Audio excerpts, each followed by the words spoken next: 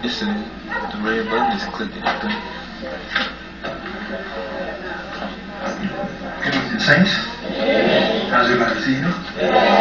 Praise the Lord. This begins a lecture of African ancestry, and we usually use this night for Bible study, but God laid on my heart to have a lecture on African ancestry because there's a lot of things that we're in the blind about that we need to know, and I believe this is no better place in the church to let God's people know what's going on. And the big lie has been told for thousands of years, and finally it's coming out. All the truth is coming out, and I believe you should be aware of what's going on in the world, not only locally but nationally, but the whole world. I believe when we, sharpen our understanding to the truth, I believe we'll be better people in the earth than the people that God originally wanted us to be. So we're going to bring forth our speaker for tonight. He's a community activist for the past 2 decades and brings a perspective of the classical antiquity of those of African ancestry, rarely heard and seen by African Americans. And having recently traveled to the Nile Valley with such noted scholars as Dr. John Henry Clark, Dr. Joseph Ben Yakanan, and Dr. Amy Ogbar, an enlightened viewpoint can now be shared with the African community. And his community activist has included Black Student Union involvement in the late 60s, a member of the National Committee to Combat Racism, an organizing bureau of the Black Panther Party, coordinator of the Dallas Committee to Free Angela Davis in the early 70s, and the Southern African Solidarity Committee against apartheid, white supremacy, since the mid-70s. And we'd like to bring to you with no other preliminaries or delay, Odinga Kambuti. Let's give a Lord a very big hand. I'd first like to express my appreciation for you having me out this evening, especially Brother Howard Davis here. Hopefully this could be the start of a series of enlightening presentations I can do on the subject of our ancestry, history, and culture. Am I talking loud enough? Yes. As Brother Howard said, the name is Odinga Kambuti. I, this past summer, had the great pleasure of traveling to the mother continent, Akibulan, presently known as Africa. Africa, most of you may not know, is a term given the continent by those who came in as intruders over a period of time. Now, I'm going to get into a lot of the terminology and names that have been turned around so we won't know the connection between the people on that side of the ocean and the connection they have with us. By learning that they are as much a part of us as other black people in other parts of the United States and elsewhere, we can begin to see the connection and hopefully begin to address serious problems that we face locally, nationally, and globally. Some of the scholars that I was able to travel to the northern part of the continent with was a part of a conference that had been in the planning stages for several years. The group known as the Association for the Study of Classical African Civilizations was convened at a conference in Chicago about 6 years ago. Some of the top scholars that coordinated that were elders such as Dr. Joseph Ben Yakanan, who, by the way, is one of only a handful of black Egyptologists in the world today. Professor John Henry Clark, who's at Hunter College in Harlem, New York. Dr. Ben Yakanan, by the way, also is in New York, but he teaches up until this past semester at Cornell University. He's going to be taking up a residence in Cairo, Egypt, this coming semester. So he only be getting down this way very infrequently. He comes to Houston periodically, like almost every February. So if any of you all get a chance, you may want to try to arrange to take a group down and see him. He's a valued treasure. I mean, listening to this brother is like getting an education in and of itself in a matter of hours. So luckily there have been a few of us who've had this opportunity, and I can assure you my learning process has been expedited greatly. I grew up in the Dallas area, went to the public school systems, and I'm living proof that most of the things that we need to know in terms of education is not to be found in the public school system. You need to look any further than the Semites of the Jewish religion and how they educate their children. Even if they go to the public school system, they have an alternate learning process where they get their culture, and you might say they begin to learn who they are, which makes the academic process much easier to digest, whereas our children are getting an alien academic process, and their African origin conflicts oftentimes with this. Minor example would be in the early 70s when they brought about the integration of the school system, when black children had to be bused to alien neighborhoods, things such as rakes and combs were perceived to be instruments or weapons by people in conflict whenever something arose. So you could see knowing about us and others not knowing causes conflict. And that will continue to be the case until we can begin to understand exactly who we are and where is our place and where do we fit into the general scheme of things.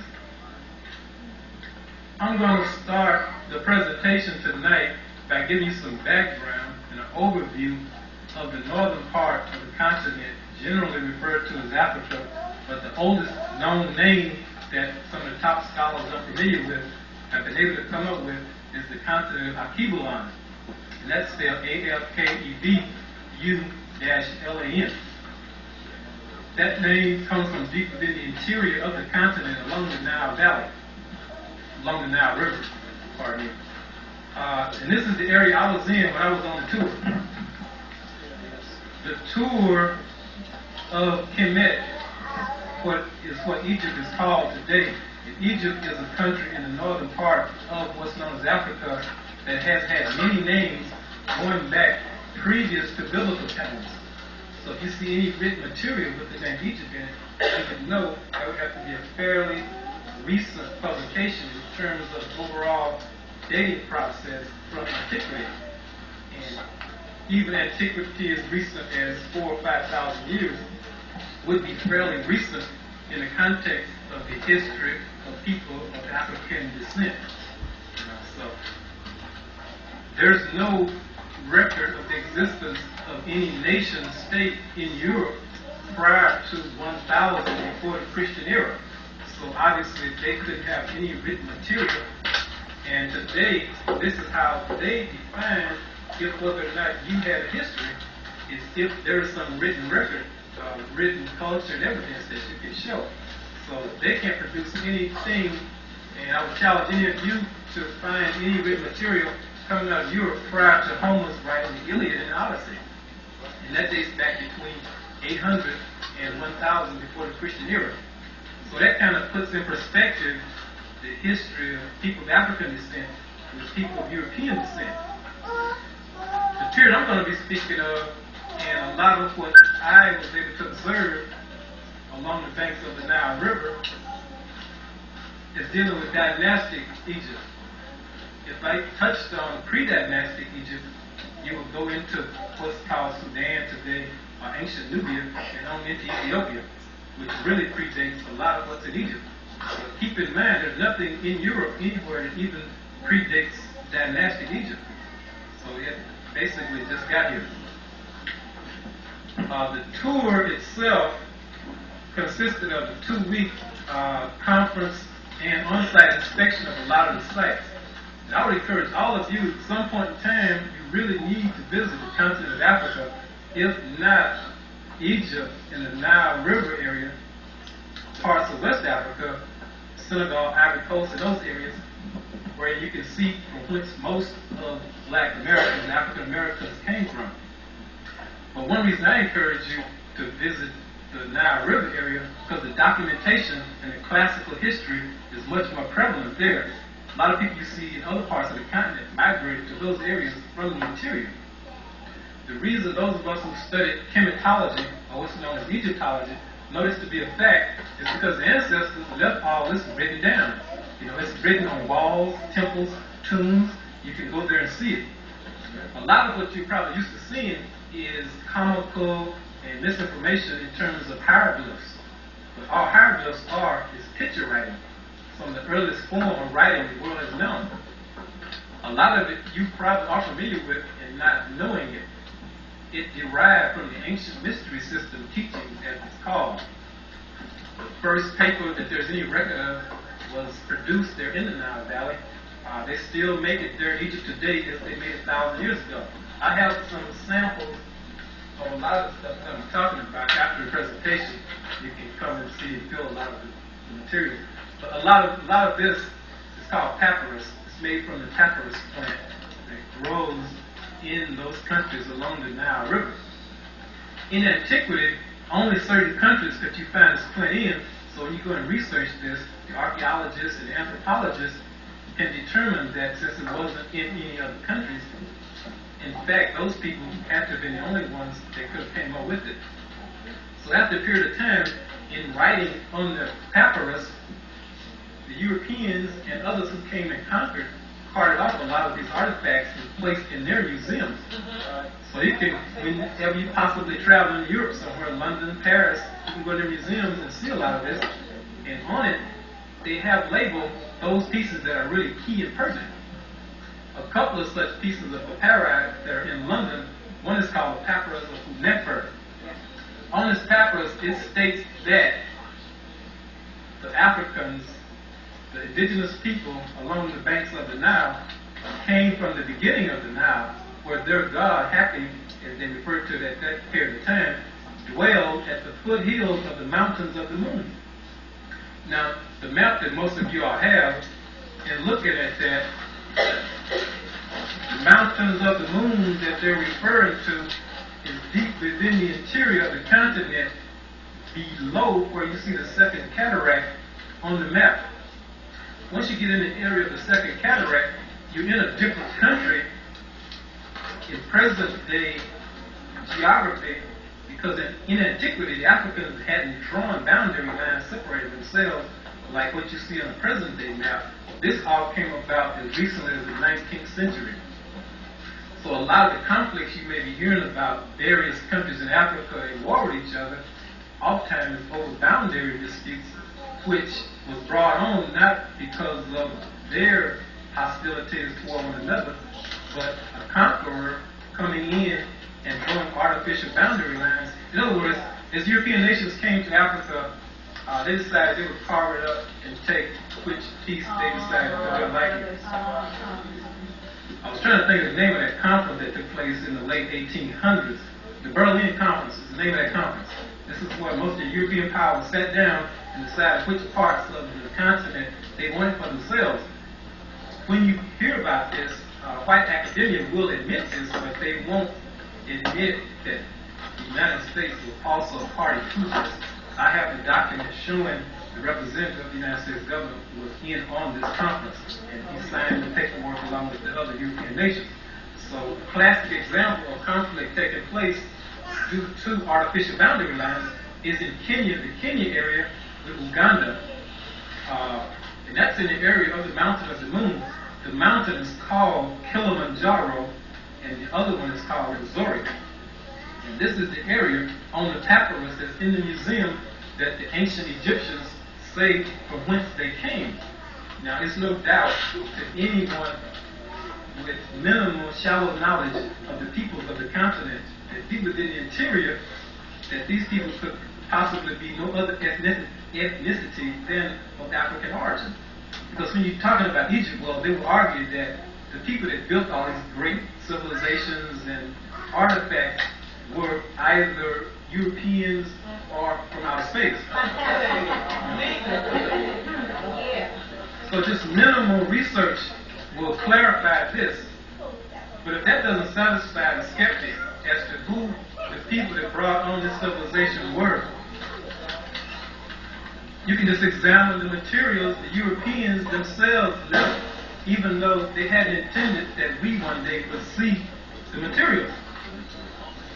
One such scholar is very prevalent in white academia that they teach in most of the schools, accompanied Napoleon when he came to Egypt in the 1700s. In a book, Ruins of Empire, he stated that there are people now forgotten, discovered while others were yet barbarians, the elements of the arts and sciences. A race of men and women now rejected for their woolly hair and black skin, founded on the study of laws of nature, those civil and religious systems which still govern the universe. Now, he had studied the people when he arrived with Napoleon. He was Napoleon's chronicler of the things they did while they were in Egypt. There are many materials you can go and find from the white authors as they describe what they saw, who these people were, that should remove any doubt as to who they were.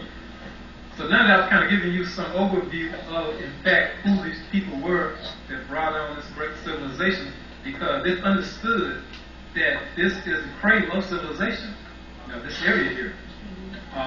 You can challenge anyone to offer you any evidence whether or not the civilizations of Asia or Europe or elsewhere, and of course you know the United States, America didn't exist at the time, in terms of that. It's barely, a few hundred years old. So having that established, then you would just throw out and reject any notion that the people who descended from these people could in fact be inferior. Now they may have been reduced to a state and labeled inferior, but if they know from whence they came, they can always return to that plateau. Now if you happen to want to make the trip to Northern Africa, the expense is not what you may think it is. I was able to go over there for $100,000 from New York for 8 days. The brother I mentioned earlier, Dr. Ben Yaka, he takes several trips with Black Americans over during the course of a year.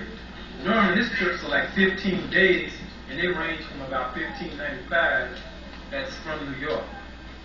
He lectures each day explaining what the sites mean. He can also read what's called the Medu Neter, which you probably know as hieroglyphs. When you go in certain temples, a lot of the paintings themselves, the carvings and the paintings on the facades, just looking at them would tell you the story of what this temple was made for and what it's trying to portray. But sometimes it's good to actually know what they said in their writings, and that would really convince you. Now, some of the temples I visited, and like I said, I was there for only 8 days, and trying to do the conference and see sites got to be a little hectic. But what we would do was get with the Nubians. And the Nubians are in fact the ancient Egyptians who still live deep within the interior of the continent. Now the reason when you fly into Cairo, which is the capital of Egypt, most of the people you're going to see there is like most of the people you see on TV. They look like white Arabs. Yeah. But these are the descendants of the conquerors who came in, and with their Islamic background, they presently control the country. And most of us feel that's a temporary condition. The indigenous people historically were driven to the south. And that's interesting because basically where you go in the United States globally, most black people live in the southern area where they are. South side of town, south Chicago, south Los Angeles, so you see Nubia on this map. Some of you probably seen the biblical stories when it's on TV and they're portraying Egyptians as white and they're showing the Nubians as the slaves.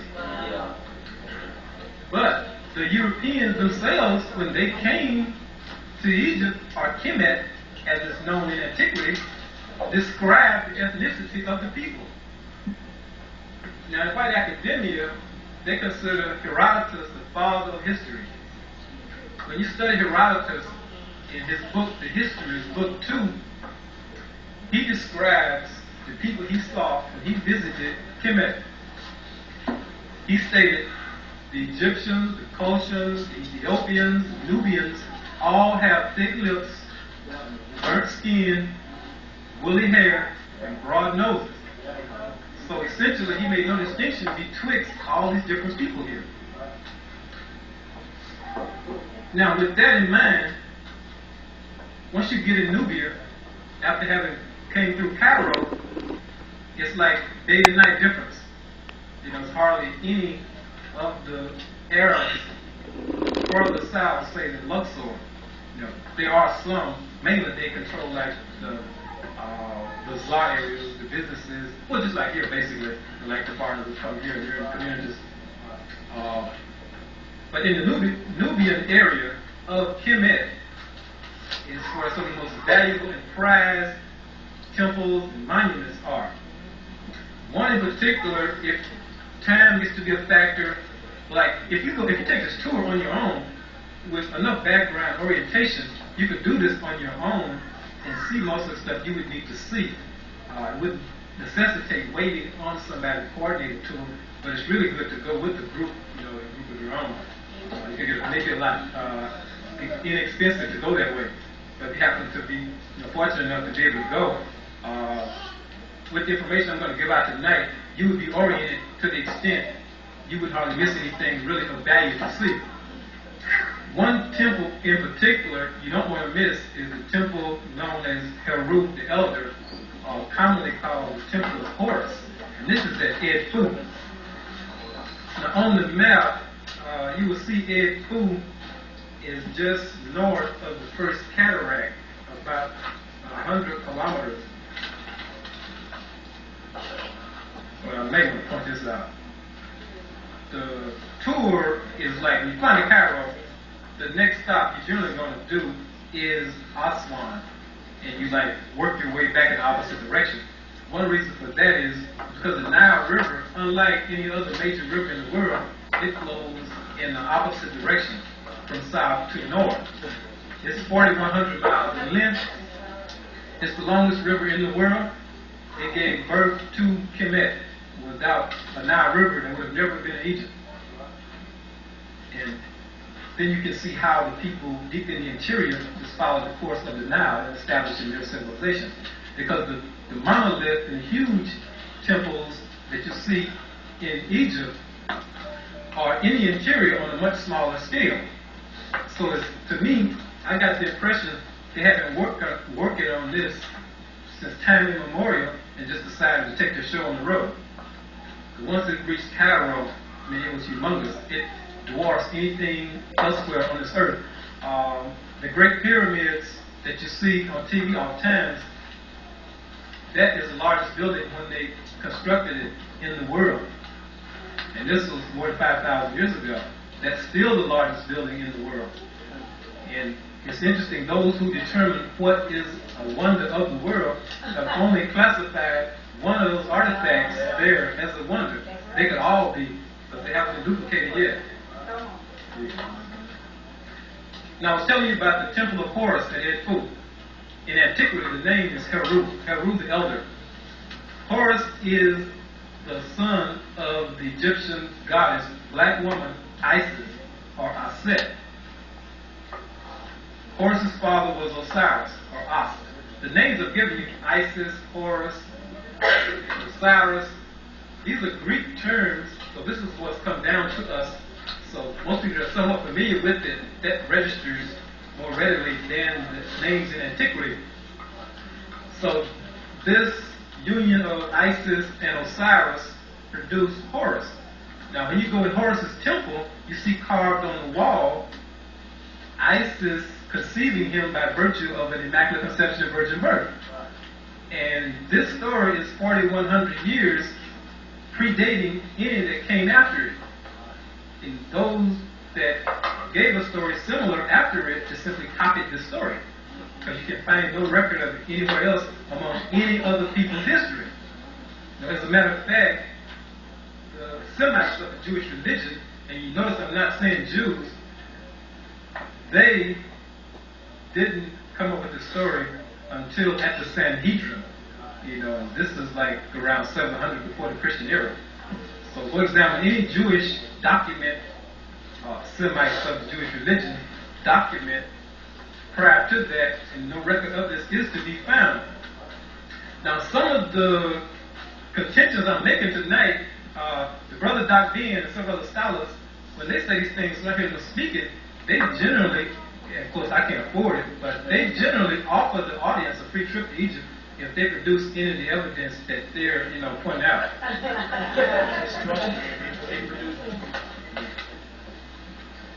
In Horus's temple at Edfu, when you see the carving on the wall of the Immaculate Conception and Virgin Birth,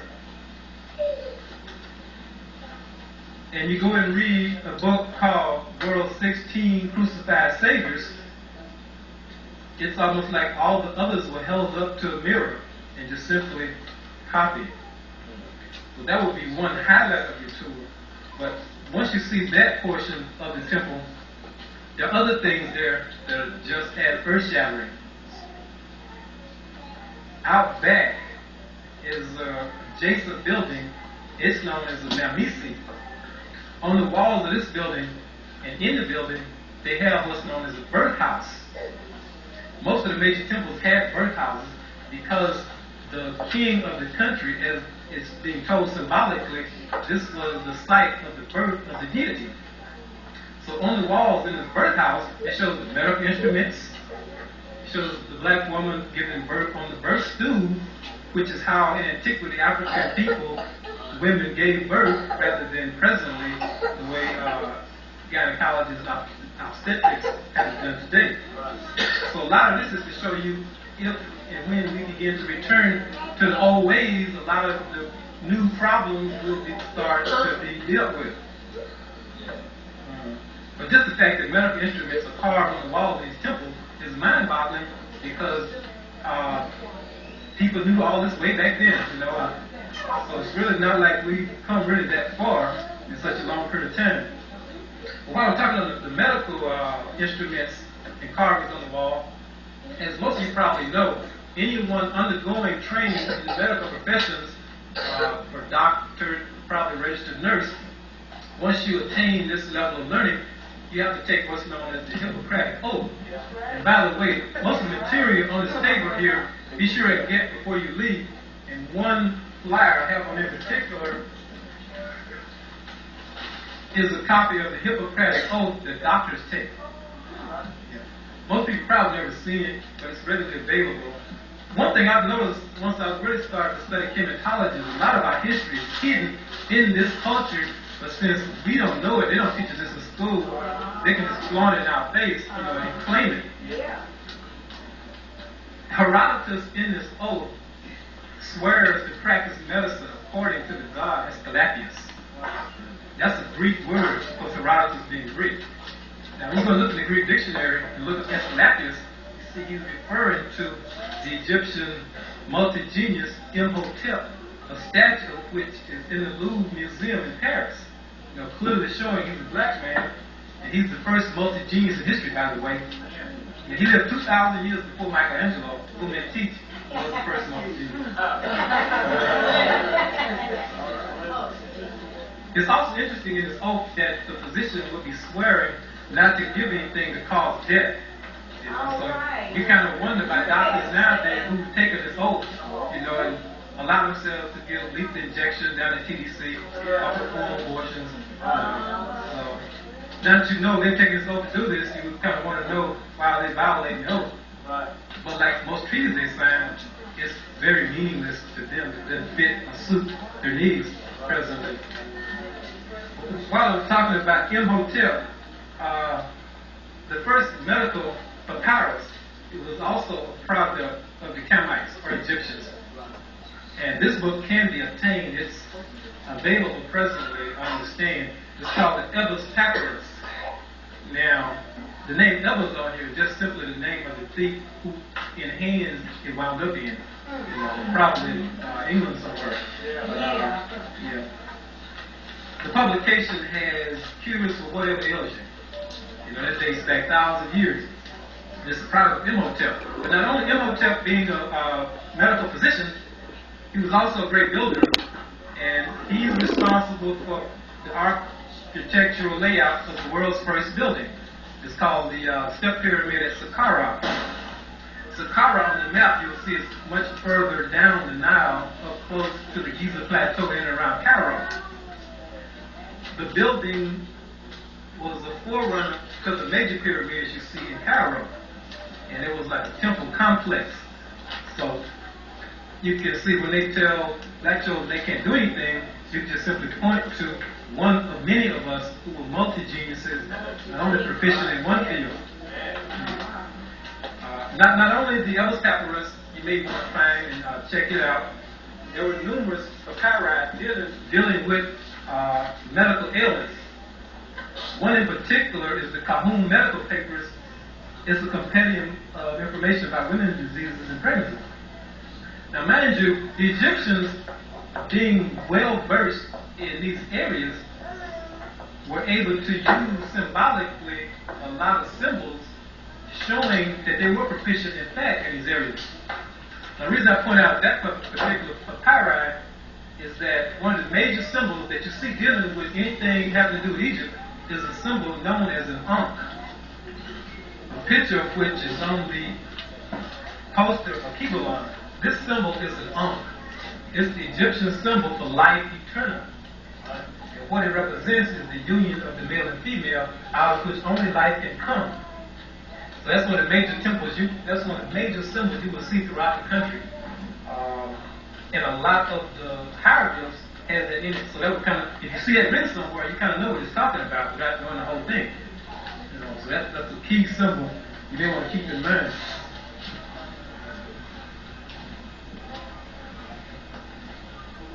Most of that on Imhotep and the Temple of Horus would probably take you a whole day to really digest. This is why most of these tours are a couple of weeks, so you want to saturate and bombard it with a lot of material all at once, which is difficult to comprehend if you're unfamiliar with it. The other temple that I personally was awestruck by was the very first temple that I visited. Luckily, it was in the morning hours, because I didn't point out earlier, unless you visit most of these temples before midday, or like around 11 in the morning, you're not from Texas, you're probably not going to be out there. I mean, it's like about 120 in the shade.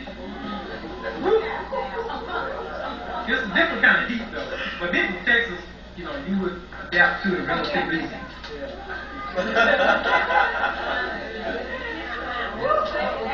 Yeah, we had some people that got off the bus. The airport is only about a 20-minute bus ride to the temple site. And a lot of people, those who air conditioning on that bus, they just took the short hops. So they made a beeline for the shade tree rather than the temple. Which was good. They gave me time to see it without all the crowd in there. Yeah. This particular temple is known as the Temple of Ramesses II, and it's located at a place called Abu Simbel. Abu Simbel is the area in and around where Nubia and the Egyptian border was in antiquity. But basically, they were the same people. Now, they had their own points of division, you know. In other words, prior to a certain period of time, who was ever on the throne in Kemet may have been the king of Upper Egypt and another one, the king of Lower Egypt. And the reason why we know that was separated prior to the combining of both of the countries is on the end, there's another carving of that red and white crown. And some of you, a few years ago, may recall the rap song, W.R.T. Crown. That's what the brother was talking about. Gary Bird out of New York, he's the one that combined on that rap record. That crown symbolizes Upper and Lower Egypt. It's the white crown represents Upper Egypt, and the red crown represents Lower Egypt. Prior to 3100, before the Christian era, Egypt was two countries. With the advent of the king, you notice I'm not saying Pharaoh, because that's a term that didn't come into play until around the 17th dynasty. So when you're hearing the Semites of the Jewish religion referring to old Pharaoh who had them in bondage, there was nobody by that name in Kemet when they came in with other collaborators, you know, during that time. Now, also, a lot of this is considered to be paganistic by a lot of the world's religions, you know, but a lot of them at the same time are utilizing it. What I find interesting, the white crown of Upper Egypt is basically, if you look at his clothes when he's parading around in public, is the same hat the Pope wears.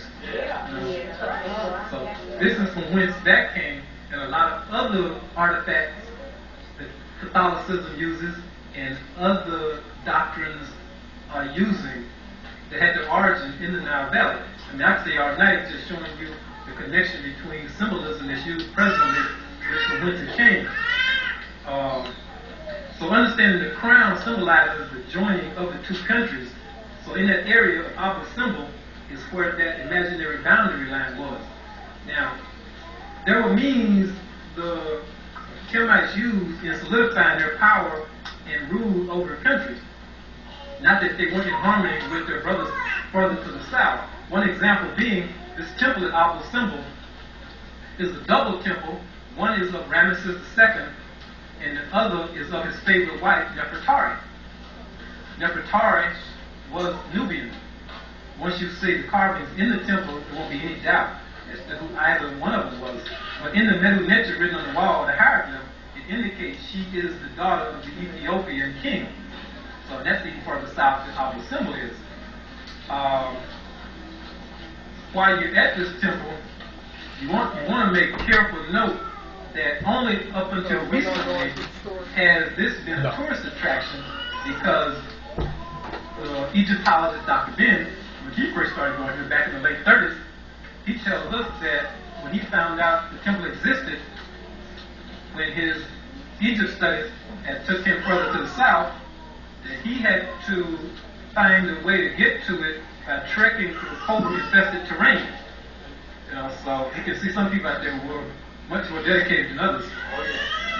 There are people now that once they learn how far this is from Aswan, a lot of them go over there and they choose not to go any further south, you know, because of the other little inconveniences they may face. Plus, you keep in mind you're in the desert also. You know, all of Egypt is desert. The only thing different is the Nile River. That's the water source. In some places, a few hundred yards to a few miles on either side of the river, there's nothing but desert. So you could probably be in one place one day and come back the next day and see a big mountain of, you know, wind-blown sand piled up. So that's why a lot of these temples are in a good state of preservation, is because for centuries, a lot of them were covered up. That holds true for what they call the Sphinx at Giza also. The lion body you see beside the pyramids with the man's head. When Napoleon came in, as recently as the 17th century, dust and dirt was up to the neck of that. So only in recent times has it been, you know, cleared out.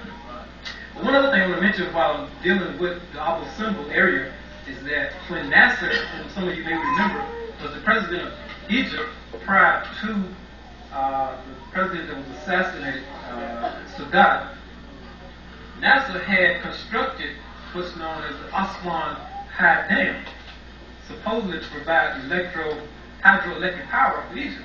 But what this has done is caused water tables to rise and back up into Nubia. So most of the key artifacts, temples, and statues down in Nubia are now underwater. In the last decade or so, some European powers chose those temples and artifacts that they wanted to save, and they mounted an 11-hour operation to save some of them. Our symbol statues were one of those temples that was saved. When you go there, you can see the water stains on it where they barely made it in time. But what they hardly ever publicized is the Nubian people themselves, who were the victims of this, hardly received any publicity or concern. A lot of them drowned. More than 1,000 Nubians drowned as the water backed up. One reason they didn't move is because after centuries of being tied to the land, historically, culturally, a lot of them felt there was no other place for them to go. But the Egyptian government, in fact, has relocated thousands of Nubians north of Aswan. One of the villages in particular, I don't think it's on this map, because this village was established after this was printed here, is a village called Dabu. The tour that Dr. Ben takes over, the First World Alliance tour, has adopted this village in particular, and increasingly several others, as brothers and sisters from the United States and the Caribbean, have gone there and seen the plight. Plus, it's an embarrassment to the Egyptian government that is focused on. So what they do is take school supplies, medical supplies, and things of that sort for the children. And Dr. Ben is in the process of establishing a Nubian museum to preserve a lot of artifacts. So you definitely want to be involved with the Nubians if you get to go there. Because one of the first things they're going to do when they see you is they're going to run to you and hug you. You know, they're like rub skin and say, "You Nubian American, we Nubian Egyptian. Yeah, right. Welcome home." So that's worth the trip by itself. As a matter of fact, there were some people on the tour because last night we were there, like sitting out by the hotel pool. I was hearing, like, especially sisters in the crowd was saying they had called their lawyer early in the week and told them to sell the house. You know,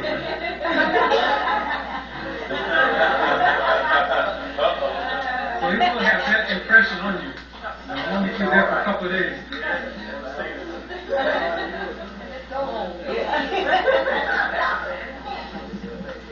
While I'm talking about the temple of Abba symbol of Ramesses II, not only, well, once you see Abba symbol, Ramesses temple, you may get to think that he was sweet on himself because his statues are humongous. I mean, it's like they top. When you first see a statue, it just hits you. You know, you can't even envision how could they have built this. It's carved out of a solid mountainside, a solid rock. A lot of this today, anthropologists and people that study this, Egyptologists, have not yet determined how actually a lot of this was done. You know, they're still figuring it out. But it was not by this time that these temples were built. This was nothing new to the Africans. Down in Ethiopia, where some of the earliest churches are, especially places like Lalibela, they have the churches like flush with the surface of the ground. And they're carved out of rock. But anthropologists, Egyptologists, archaeologists cannot determine if the churches were constructed building them from the top down or from the bottom up. So you can imagine the skill that goes into this. Ramesses II, the son of Setai I, beyond all of the so-called pharaohs in Egypt, he gets most of the bad press. He's the one identified as supposedly holding the Jews in bondage. He's the old pharaoh that we sing about on Sunday mornings to let our people go. But the question we have to raise is which of these people is our people? Because today, if we look at Israel, the Jews are telling us they're white. So possibly, how could they be our people in the sense of ethnicity?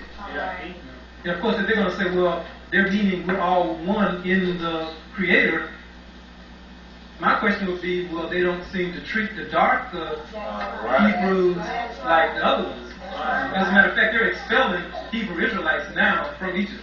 There's a village from Israel, in Israel, there's a village called Dimona, and it's primarily habitated by black Hebrew Israelites from Chicago and other places in the United States. The Israeli government does not consider them to be Jews and are expelling them. The Hebrews, who they call Colossians from Ethiopia, that they airlifted there a couple years ago during the famine, are now the second-class citizens of Israel.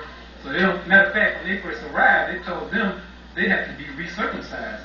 So they don't consider them to be true Jews. So all this is adding up in the context of who then are they meaning by our people when this statement is made. You know. As a matter of fact, the first time I visited a temple, which was our symbol, I asked the brother there, the guide, could he take me to the building the Jews slaved on. You know, he had no idea what I was talking about. So I didn't think I was going to run into any of that evidence while I was there, but just out of curiosity to satisfy any skepticism, you know, I had that clarified, and no one that went with me prior to or after since has been able to identify one brick in any pyramid the Jews slaved on. I can explain why it was not a necessity. Firstly, the largest pyramid of all that I stated earlier in Cairo, you are allowed to go inside of it, up the Grand Gallery, into the sarcophagus, which is still in place. The lid has been removed by tomb robbers. One reason the sarcophagus has not been removed is because the way it was constructed, it was placed in there before they closed the doorway. And you can't budge it. The smallest stone in this pyramid is 6 feet tall, and it weighs tons. So none of the 72 major pyramids are made of any brick.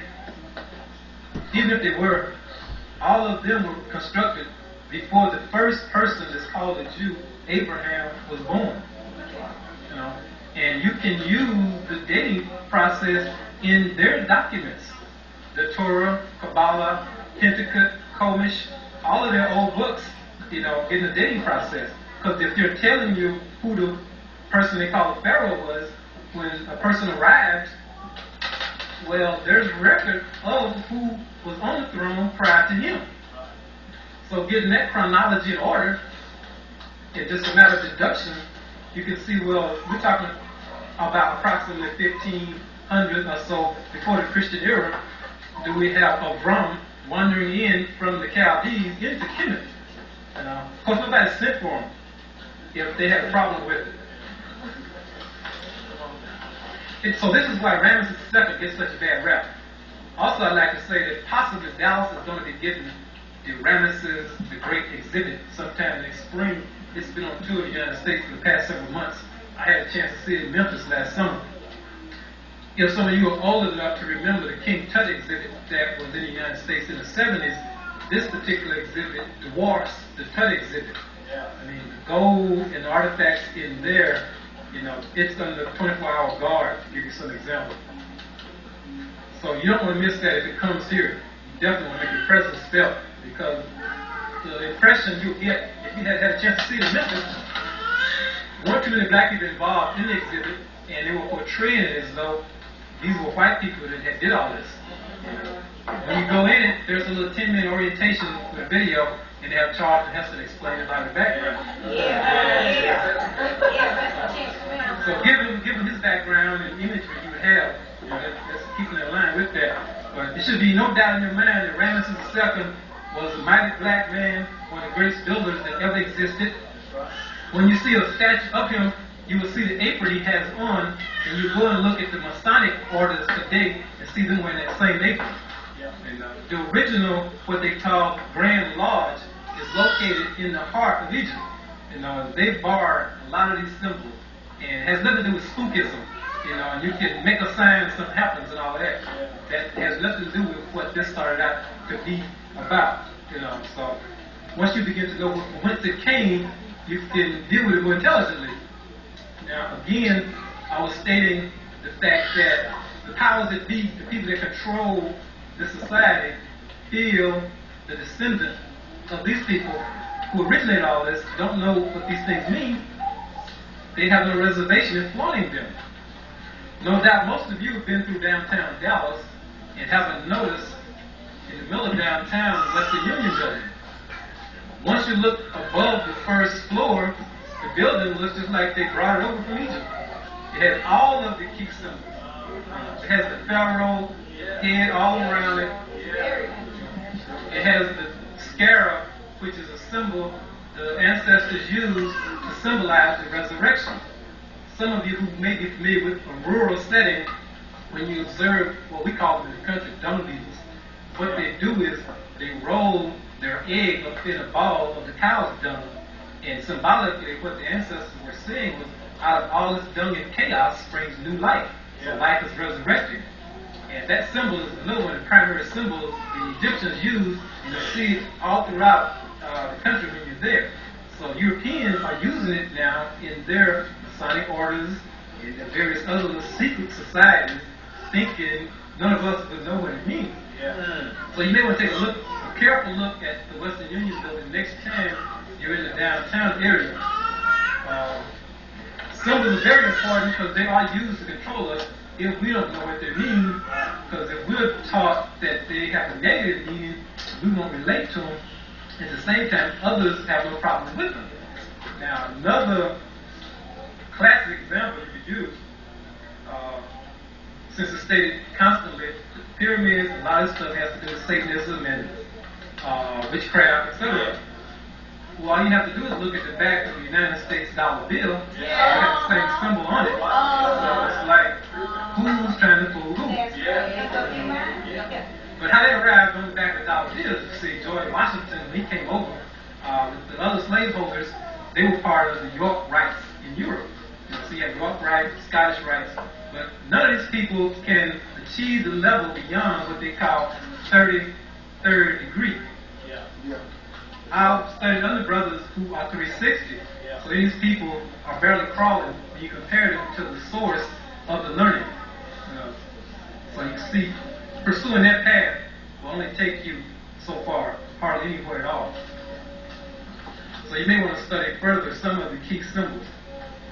I want to touch a little on King Tut.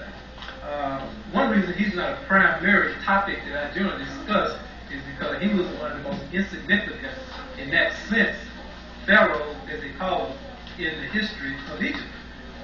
One reason there's so much made of him is because his tomb, when it was uncovered by the Englishman Howard Carter in 1922, it, as opposed to most of the other tombs, was basically intact.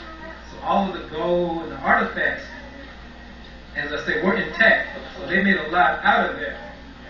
But it's nice to study what they found in that tomb, because that gives you an overall picture of how these people lived, to what extent their society had evolved in day-to-day life.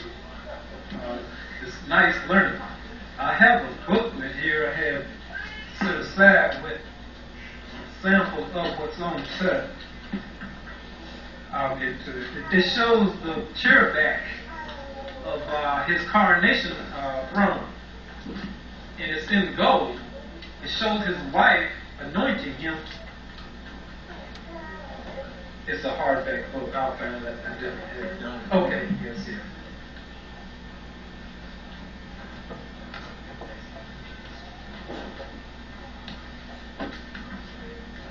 Okay, the name that you hear frequently, King Tut, that's an abbreviated European concoction because they don't really like to grapple with how thorough the brothers and sisters dealt with their culture and history. King Tut's Medu Neter, hieroglyphic name, is Tutankhamun. Broken down in 3 words, as I was saying previously, as you can see, his middle name is Ankh, A-N-K-H. Well, that's that symbol there.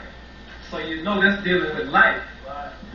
Now, Tut in Medu Neter in the Egyptian language means in the image or image.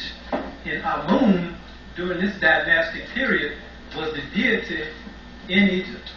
So in transliterating that, his name, basically, his throne name, means in the living image of the Creator. The chairback of his coronation throne shows his wife anointing him. All of the kings in Kemet had to be anointed before they could assume the throne. So she was anointing him with perfume or precious ointment. And a lot of that was found in the tomb. For us today, what's more important about this anointing scene is in Greek to describe that the word is Christos, to anoint, or the anointed one. When the European Englishman translates it from Greek, their word is Christ, simply means to anoint. So as you can see, his name wouldn't be the same as a title. So to be anointed and assume the throne will be a title he would receive.